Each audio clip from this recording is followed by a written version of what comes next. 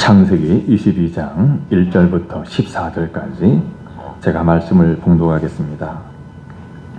그 일 후에 하나님이 아브라함을 시험하시려고 그를 부르시되 아브라함아 하시니 그가 이르되 내가 여기 있나이다. 여호와께서 이르시되 내 아들 내 사랑하는 독자 이삭을 데리고 모리아 땅으로 가서 내가 내게 일러준 한 산 거기서 그를 번제로 드리라. 아브라함이 아침에 일찍 일어나 나귀의 안장을 지우고 두 종과 그의 아들 이삭을 데리고 번제에 쓸 나무를 쪼개어 가지고 떠나 하나님이 자기에게 일러주신 곳으로 가더니 제3일에 아브라함이 눈을 들어 그곳을 멀리 바라본지라. 이에 아브라함이 종들에게 이르되 너희는 나귀와 함께 여기서 기다리라.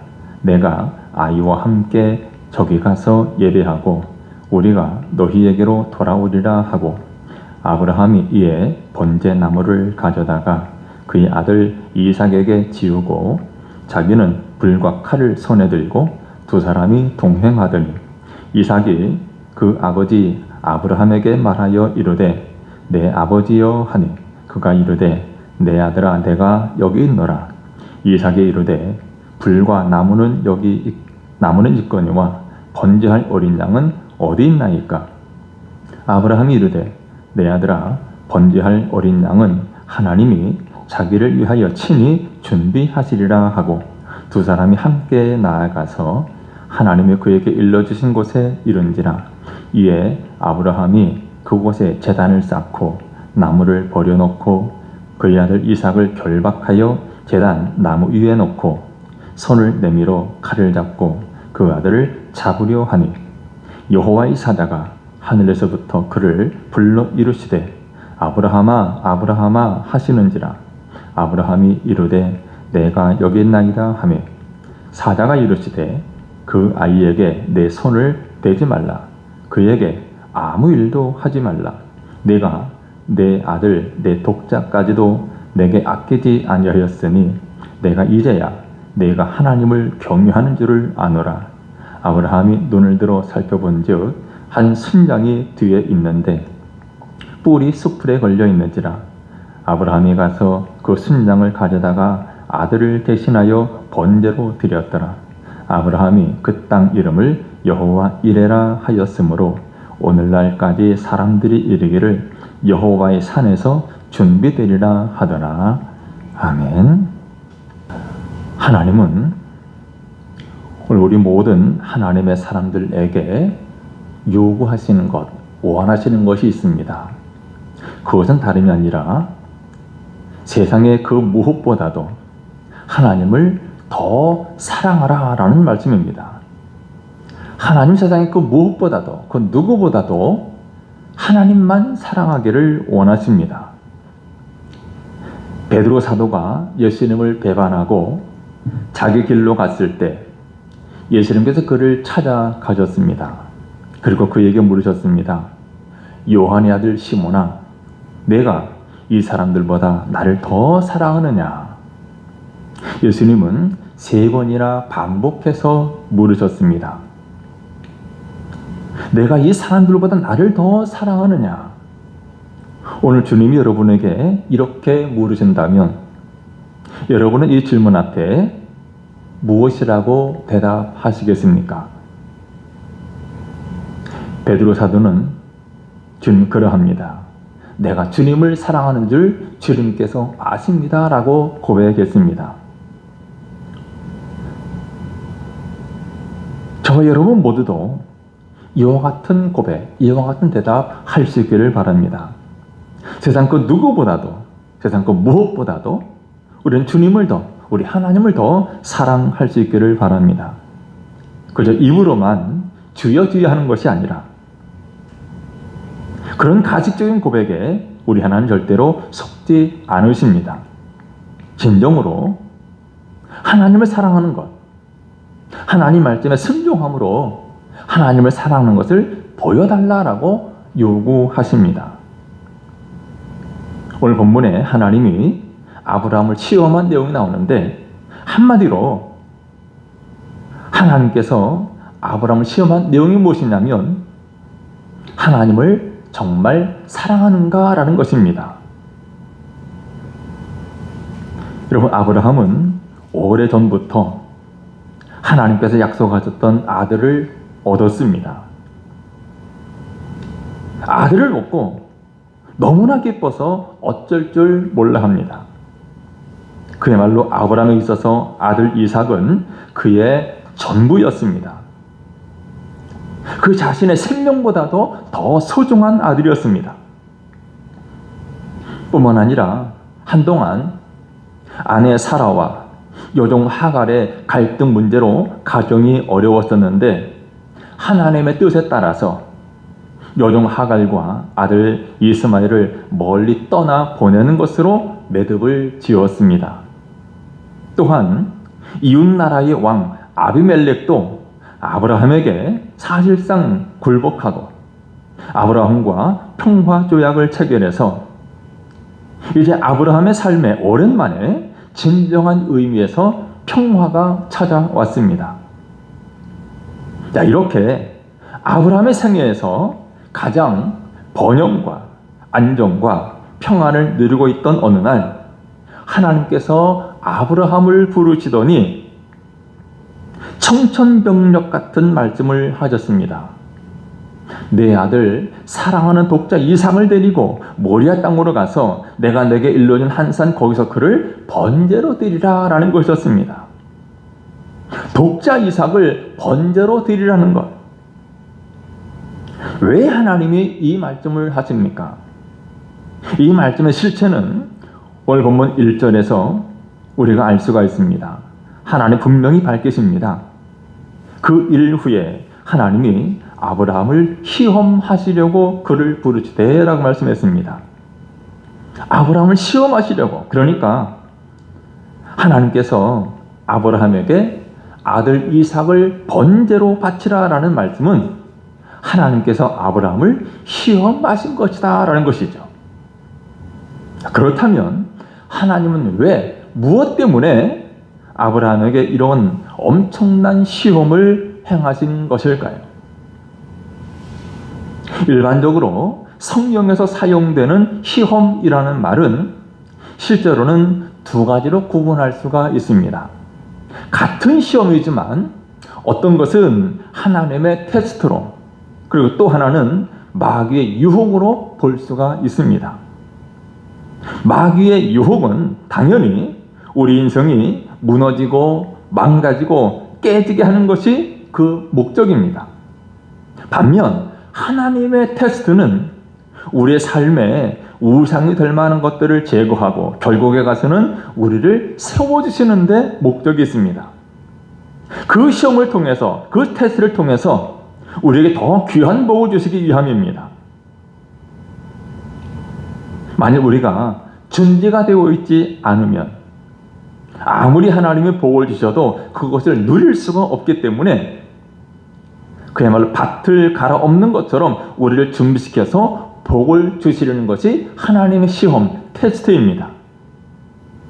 여러분, 시험은 우리 삶 가운데, 우리 신앙생활 가운데 피할 수 없는 하나의 과정입니다.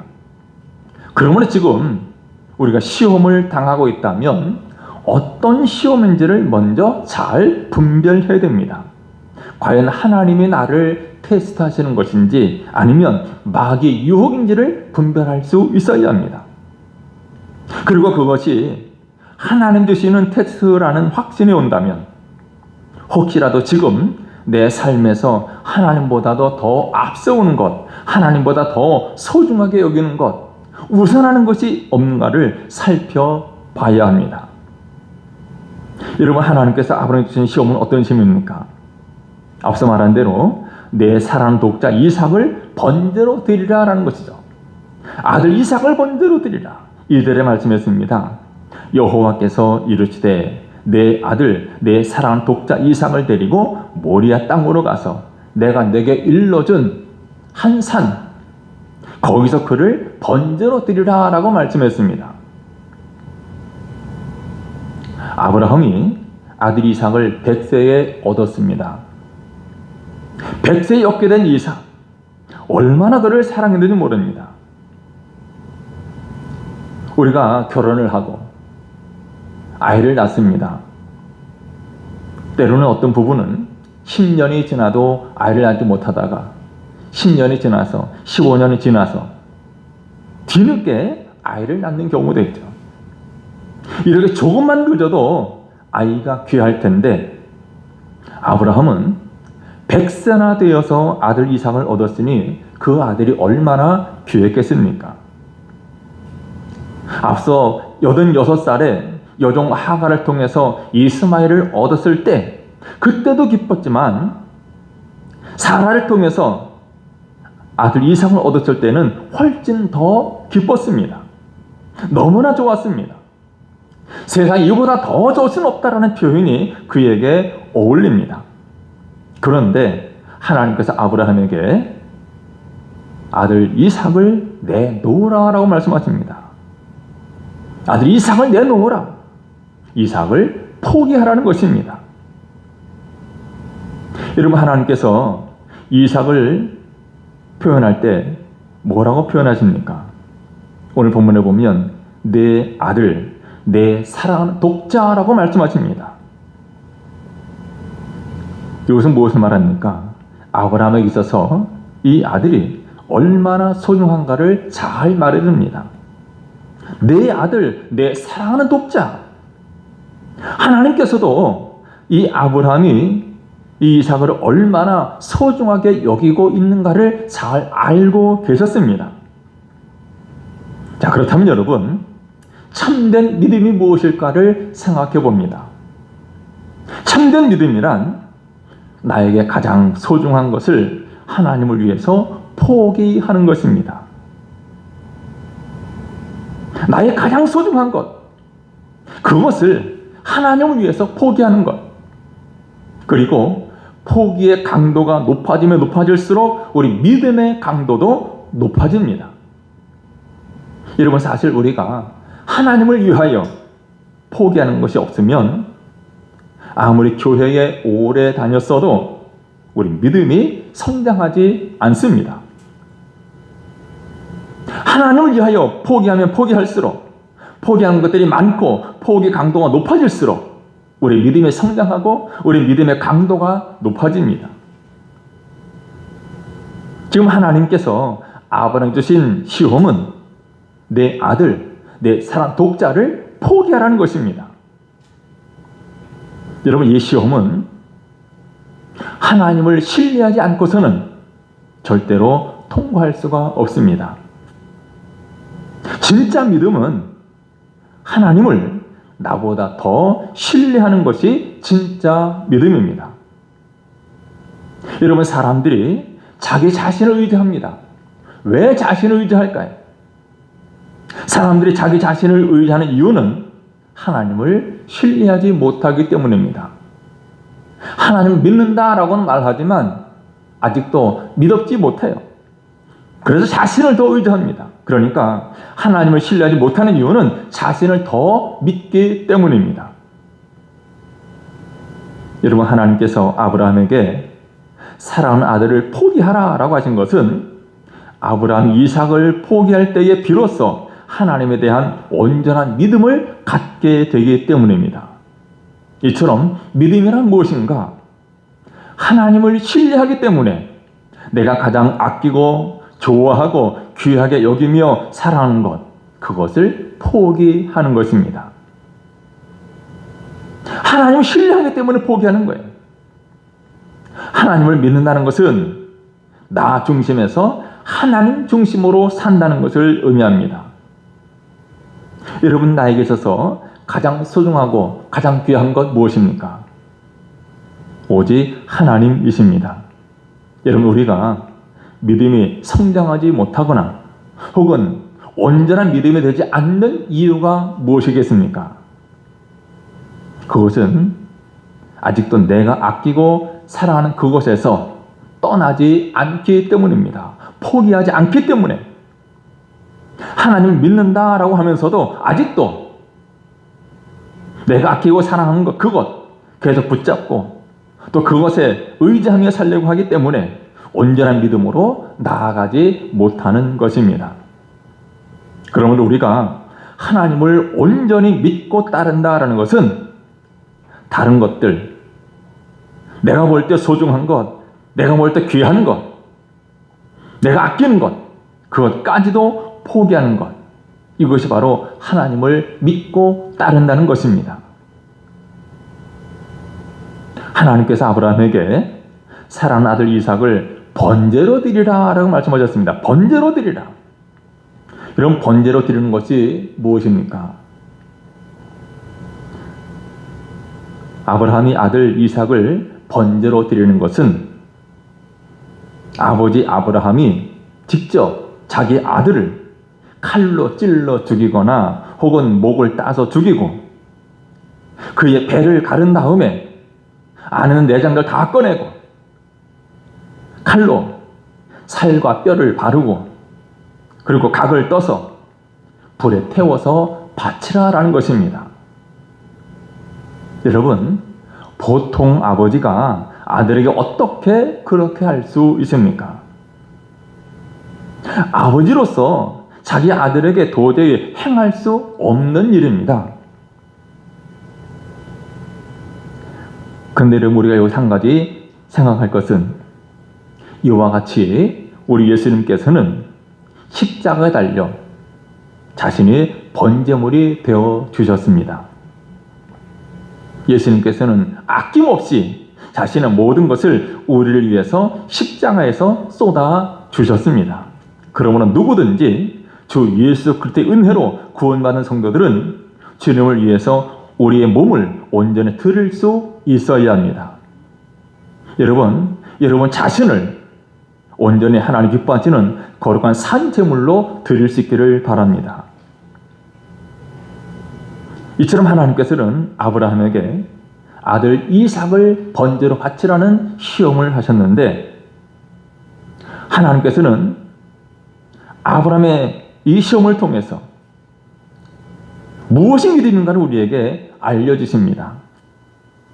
즉 하나님은 아브라함의 시험을 통해서 순종이 믿음이다라는 것을 우리에게 알려주십니다. 순종이 믿음이다. 자, 3절에 보면 말씀합니다. 아브라함이 아침에 일찍 일어나 나귀의 안장을 지우고 두 종과 그의 아들 이삭을 데리고 번제에 쓸 나무를 쪼개 가지고 떠나 하나님이 자기에게 일러주신 곳으로 가더니 라고 말씀합니다. 아침에 일찍이 일어났습니다. 그리고 떠나갔습니다. 그야말로 말도 안 되는 하나님의 말씀, 말도 안 되는 명령에 아브라함은 한마디 불평도 없이 순종하면서 묵묵히 길을 떠납니다. 하나님의 너무나도 이 황당한 명령에 대해서 아브라함도 너무나도 황당한 순종을 하고 있습니다. 이게 어떻게 된 일입니까? 어떻게 이럴 수가 있습니까? 이런 명령에 어떻게 순종할 수 있습니까? 아브라함이 피도 눈물도 없는 냉혈 인간이라 그렇습니까? 하나님 바치라고 하시니까 아브라함이 하나님 알겠습니다. 여기 싱싱한 아들 이삭이 있습니다. 제가 금방 죽여서 바쳐 올리겠습니다. 이렇게 말하는 것입니까? 여러분 세상에서 가장 악한 사람이라도 이런 식으로 자기 아들을 바칠 만큼 무정하고 잔인하지는 않습니다. 그렇다면 아브라함은 도대체 무슨 생각으로 이삭을 번제로 바치려고 하는 것일까요? 이 물음에 대한 대답은 두 가지 경우밖에 없습니다. 하나는 정신이 나간 미친 경우입니다. 또 다른 하나는 하나님의 약속을 믿은 경우입니다. 미치지 않고는 이런 결정 내릴 수가 없어요. 아니면 하나님의 약속을 믿었기 때문에 이런 결정을 내린 것입니다. 그런데 아브라함은 미치지 않았습니다. 제정신입니다. 정신이 온전합니다. 그렇다면 아브라함은 하나님의 약속을 정말로 믿은 것입니다. 75살에 자기를 부르신 이후에 하나님께서 여러 차례 자기에게 나타나셔서 주신 약속이 있습니다. 하늘의 별이나 바닷가의 모래와 같이 내 자손이 셀 수 없을 정도로 많을 것이다 라는 약속을 주셨습니다. 그리고 결정적으로 창세기 21장 12절에서 하나님 말씀하십니다. 이삭에게서 나라는 자라야 내 씨라 부를 것입니다. 이삭에게서 나는 자가 있어야 그가 바로 너의 씨야, 너의 후손이다라는 말이죠. 하나님은 이삭을 주시고 그 이삭을 통해서 많은 자손을 주시겠다고 분명히 약속하셨습니다. 그렇다면 이삭이 이대로 죽으면 어떻게 되는 것입니까? 그 약속, 이삭을 통해서 많은 자손을 주시겠다고 약속하신 그 약속이 안 이루어지는 것입니다.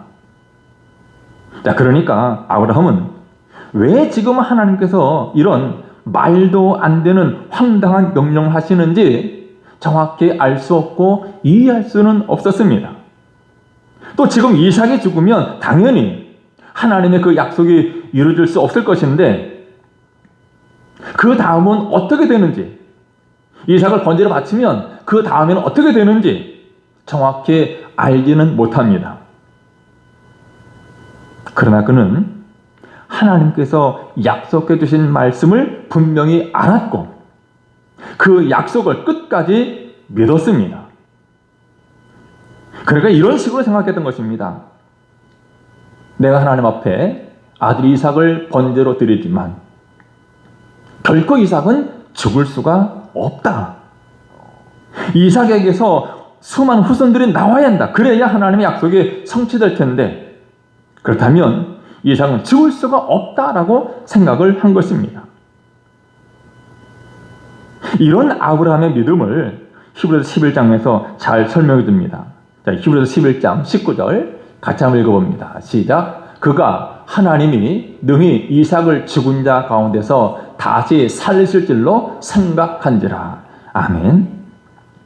지금 이삭을 하나님 앞에 번제로 드리기는 하지만 분명히 하나님께서 이삭을 다시 살리실 것으로 그는 믿었습니다. 여러분, 어떻게 이런 믿음이 가능합니까? 분명히 자기 손으로 아들 이삭을 잡아 번제로 바치는데 그런 아들이 어떻게 다시 살아날 수 있다는 이 믿음을 가질 수가 있느냐라는 것이죠. 이런 믿음이 가능한 것은 아브라함은 지금까지 하나님과 동행하면서 놀라운 사랑과 놀라운 은혜의 역사들을, 놀라운 은혜들을 체험했습니다. 자신을 부르시고 지금까지 인도하신 하나님, 여러 위험한 환경 속에서도 항상 보호하시고 인도해 주신 하나님, 때로는 자신의 실수와 잘못에 불구하고 항상 개입하시고 역사하신 하나님을 경험했습니다. 또한 약속대로 100세의 아들을 주신 전능하신 하나님, 약속에 신실하신 하나님을 경험했습니다. 아브라함은 이런 모든 믿음의 사건들과 경험들을 통해서 하나님의 약속을 의심하지 않고 믿을 수가 있었던 것입니다. 그러니까 믿기로 또 결정한 것입니다. 바로 이것이 하나님께서 기뻐하시고 인정하시는 아브라함의 믿음입니다. 4절 말씀 보면 드디어 아브라함은 삶의 길을 지나서 하나님 제시한 산을 멀리서 바라봅니다. 그리고 5절에 보면 이렇게 말하죠. 이 아브라함이 종들에게 이르되 너희는 나귀와 함께 여기서 기다리라. 내가 아이와 함께 저기 가서 예배하고 우리가 너희에게로 돌아오리라 라고 말합니다. 아브라함이 산 올라가면서 두 종들에게 말합니다. 너희는 여기서 기다리라. 왜 두 종들에게 여기서 기다리라라고 말했을까요? 여러분 생각해 보십시오. 아브라함이 이삭을 죽이겠다고 칼을 드는 순간에 이삭도 문제이지만 그 두 종이 따라오면 큰 문제가 생깁니다. 어떤 문제? 아마 아브라함이 칼을 드는 순간에 종들이 말하겠죠. 도대체 왜 그러십니까? 붙들면서 혹시 아브라함이 노망이 들었나 보다 생각하고 어떻게든 아브라함을 막으려고 할 것이 분명합니다. 그렇기 때문에 아브라함은 이삭을 번제로 드리는 데 있어서 어떠한 방해 가능성도 다 없애버리고 이삭과 단둘이 산으로 올라갑니다. 아브라함이 번제 나무를 아들 이삭에게 지우고 함께 산을 올라가는데 그때 이삭이 질문합니다. 아버지, 불과 장작은 여기 있는데 번제로 바칠 어린 양은 어디 있나요? 여러분, 이때 아브라함의 마음이 얼마나 아파하겠습니까? 그래도 그는 이삭에게 대답합니다. 내 아들아, 번제할 어린 양은 하나님이 자기를 위하여 친히 준비하시리라. 그리고 마침내 하나님이 지시하신 곳에 이르게 됩니다. 그리고 아브라함이 제단을 쌓고 이삭을 결박해서 제단 위에 놓습니다. 이때 아브라함과 이삭 사이에 어떤 대화가 오갔는지 성경은 전혀 기록하고 있지 않기 때문에 알 수 없지만 아마도 별 대화는 없었을 것입니다. 아마 눈빛으로 통했겠죠. 아들아, 이것은 하나님이 하라고 하신 것이다 했을 때 아마 이삭도 알겠습니다 아버지 받아들였을 겁니다. 여러분, 사실 이삭이 당시 나이가 10대 소년입니다. 그리고 아버지가 110살이 넘은 노인인데 10대 소년이 110세가 넘은 노인의 아브라함 손에서 벗어나지 못하겠습니까? 얼마든지 벗어나려면 벗어날 수 있습니다. 그런데도 이삭은 순순히 결박당하고 그 제단 위에 눕습니다. 여러분, 이것이 이삭의 믿음입니다. 이제 아브라함이 손을 내밀어 칼을 잡고 그 아들을 잡으려 합니다. 그때 여호와의 사자가 하늘에서 급하게 그를 부르십니다. 아브라함아, 아브라함아, 내가 여기 있나이다. 그 아이에게 내 손을 대지 말라. 그에게 아무 일도 하지 말라. 내가 내 아들 내 독자까지도 내게 아끼지 아니하였으니 내가 이제야 내가 하나님을 경외하는 줄을 아노라. 정말 극적인 장면입니다. 그런데 여기서 한 가지 의문이 생깁니다. 내가 이제야 내가 하나님을 경외하는 줄 아노라. 아브라함이 하나님을 이렇게 경외하는 줄을 하나님께서 정말로 이제야 아셨다라는 것이냐는 거죠. 지금까지는 하나님 모르셨는데 이제야 하나님이 그것을 알았느냐라는 겁니다.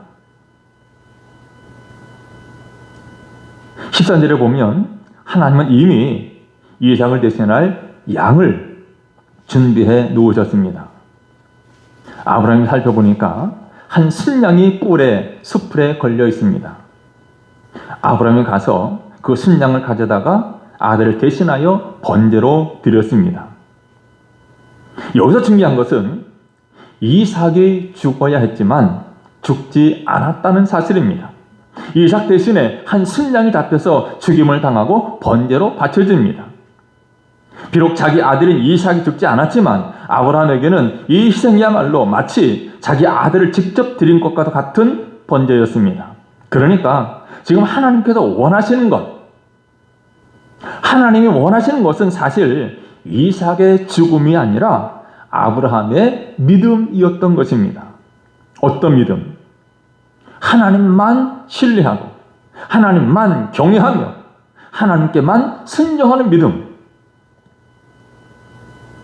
말도 안 되는 상황에서 말이 안 되더라도 순종하는 믿음. 하나님은 이것을 원하셨던 것입니다. 왜 그렇게까지 하셨습니까? 그래야 아브라함이 복의 근원이 될 수 있기 때문입니다.